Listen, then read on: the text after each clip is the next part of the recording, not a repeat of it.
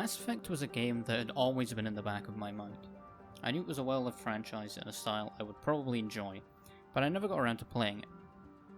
Then in January of 2022, Mass Effect Legendary Edition was added to Xbox Game Pass, and I thought, sure, why not? Might be worth a few hours. I had no idea what I was in store for. Now this isn't a review or a critique or something, I'm just going to talk about what stood out to me in these games, and why I love them so much, so if it's overly rambly, I apologise. Now the first game did release back in 2007, but I'll put a spoiler warning here anyway, just in case you haven't played it yet. You should. I am genuinely upset that it took me this long to do it.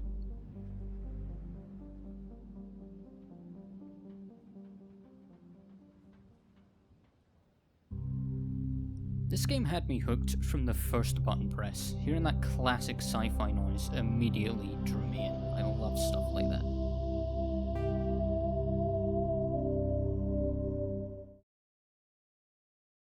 For my Shepard, I decided to go with the classic Pixar move of dead parents, and I made them a sole survivor for no particular reason, and also made them ever so slightly odd looking because I'm an idiot. The game opens on two voices discussing my character, talking about my chosen backstory, and I absolutely love when those kind of choices actually influence the world beyond just a few early game stat changes. The first game in particular does this quite often, but it shows up in the other two as well, and is always appreciated. The game then transitions into a scene of Shepard walking through the Normandy to this incredible score. The music and sound design in these games is absolutely incredible, and we will be coming back to sound design, and I'm sure you know why if you've played them. This introduction does wonders for the world building almost immediately, which is something continued across virtually the entire trilogy, which I absolutely adore. You straight away get a sense of scale from mentions of other planets, old wars, other races, the Council, the Citadel.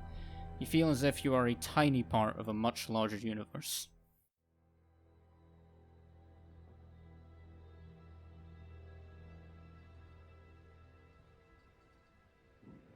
Now, you cannot talk about this series without talking about the characters. This is by far the best things these games do. Getting to know each character as you recruit them to your team is such a great experience. Coming back after each mission and getting to hear new dialogue was something I consistently looked forward to.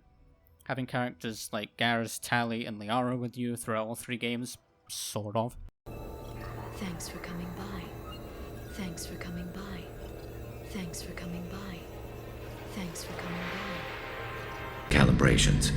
There isn't a single companion in these games I would say is badly written, even if certain characters might have less of a spotlight on them. Now, in my playthrough, I took Garrus and Tali on almost every single mission and romanced Liara. Let's be real though, if Garrus was an option in the first game, it would have been him. But after playing through the entire series with these two characters, seeing them get together at the end felt so rewarding, and as far as I'm aware, it was purely coincidence that I happened to have them around so much, and that happened, but it was such a memorable moment. I genuinely felt happy for two fictional aliens. If that doesn't prove this game has good characterization, I don't know what does. Now, I can't talk about the characters without talking about my favourite part of the entire series, the Citadel DLC. This DLC is essentially just talk to your crew even more, and that is my favourite thing to do in these games. It is not hard to see why I love it so much. Maybe the humor doesn't always land, but the experience of having everyone interact with each other and just enjoy each other's company, you really just get to take some time to feel like you and these characters have built up this great friendship with one another, and watching them all just get drunk together at the party is so much fun. And then at the end of it, me and Liara get to so yeah, good time all around.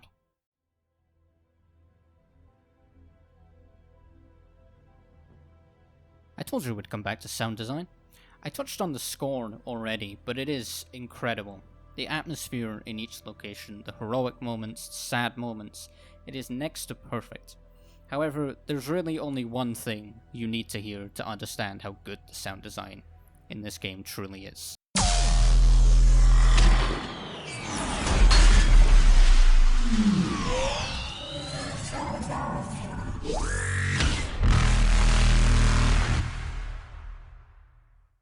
It is such a menacing sound. You know you're fucked when you hear that coming.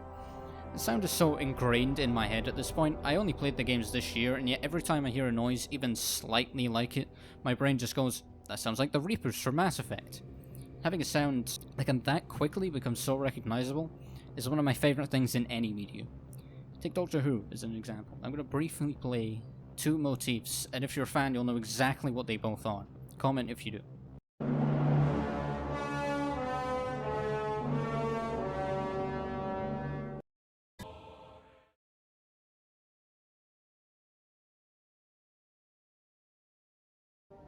Now, if you've seen my channel at all, you might have noticed I'm a bit of an RPG fan, and Mass Effect absolutely delivers. I mentioned the world building earlier. The galaxy feels so alive with the news broadcast, dialogue you pick up from walking around, having time jumps between games to let events happen that you can learn about as you play.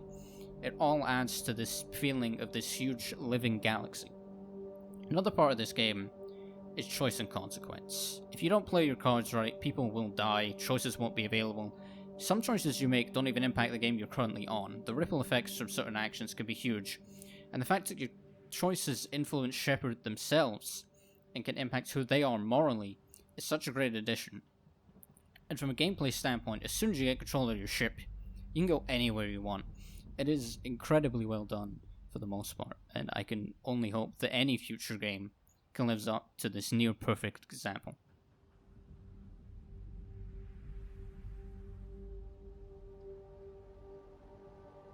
The ending of Mass Effect 3 is a very widely disliked factor of the games. It entirely nullifies certain choices. It was linked to multiplayer in a weird way in the original game, and there really is no happy ending. But this video is titled what it is for a reason. The ending is such a minuscule part of the experience. The rest of the trilogy is a near perfect experience. The relationships you build with your companions alone are enough to carry the story. Moments like talking with your crew for the last time, escaping from the collector base, taking back Omega, the laughs between Joker and Edie, just to name a few, are why this series is truly the embodiment of the journey and not the destination.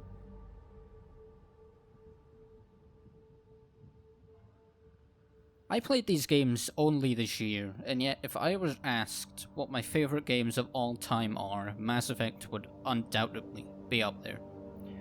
What I've covered in this video barely even scratches the surface of why these games are so incredible and loved by so many.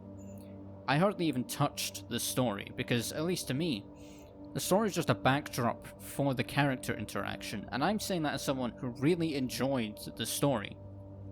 But if I were to conclude, in the most cliche way to sum up how I feel by the end of the trilogy, I'd say, the real treasure were the friends we made along the way.